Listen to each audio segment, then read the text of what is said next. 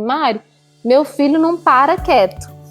Ele quer subir, descer dos 1000 lugares, 1000 vezes, tá sempre querendo fazer umas coisas que não pode, né? Mesmo quando eu falo com ele que não pode, por que será, né, que a criança faz isso?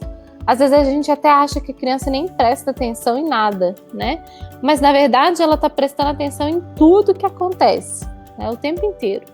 A antroposofia nos ensina muito, né, que na primeira infância, a maior força que vai reger as crianças é a força do querer, né? Por isso que a criança quer o tempo inteiro, quer o tempo todo, né? Ela quer sentir, ela quer tocar, ela quer experimentar, ela precisa disso para realmente conhecer esse mundo novo que ela chegou, né? Esse mundo que ela acabou de chegar, por isso ela se movimenta tanto. E esse movimento, ele é o canal para ela conhecer o mundo. Tudo isso é muito natural. Claro que para algumas crianças isso pode aparecer de uma forma tão intensa que pode prejudicá-las. E aí sim, né, essa criança pode precisar de algum apoio profissional. Mas de uma maneira geral, a gente pode dizer que a criança que não para, que a criança que faz bagunça, mexe em tudo, se movimenta o tempo inteiro, é uma criança saudável. Ela é só uma criança, né? Muitas vezes a gente já julga a criança e já fica com medo dela ter algum diagnóstico. A gente pode ter isso? Pode sim, né? Existe, mas a maioria da criança, gente, ela tá vivendo apenas o que é natural da idade, né? Na idade dela. Então é importante que a gente prepare o ambiente, que a gente prepare o ambiente físico e o ambiente emocional, né, para receber isso da criança.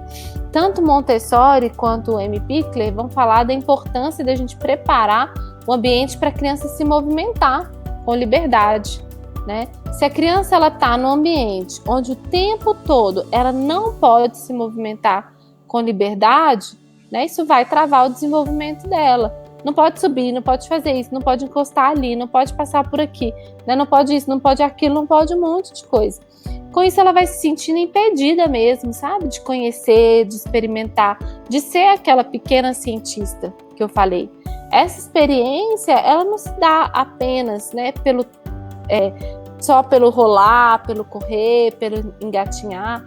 Toda essa liberdade de movimento é importante para que a criança se desenvolva bem, não só física, mas emocionalmente, né? Socialmente também, nas suas relações com ela mesma, com as outras pessoas.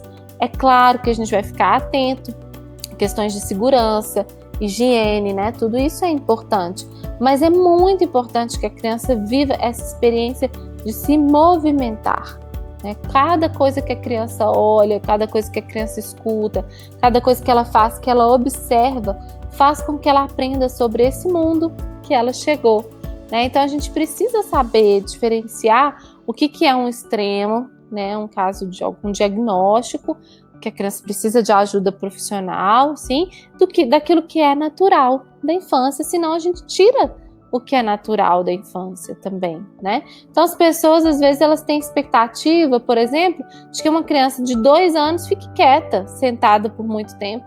Agora, se você imaginar essa criança de 2, 3 anos, 4 anos, que ela passou o primeiro ano de vida inteiro se preparando para andar, né? Fez seus primeiros movimentos com os pés, depois com as mãos, pescoço, rolou, sentou, engatinhou, ficou de pé, né? Olha quanto esforço essa criança fez para caminhar em 1 ano. E depois que ela caminha, o que a gente quer? Que ela fique sentada, né? Não é justo. Será que isso é natural para a criança? Para ela, o natural é o que? Ela correr, caminhar, né? Passou, fez um esforço danado para chegar nesse lugar. Então, gente, educar com respeito é a gente ter consciência dessas etapas. Não é só a gente falar coisas para a criança, sabe?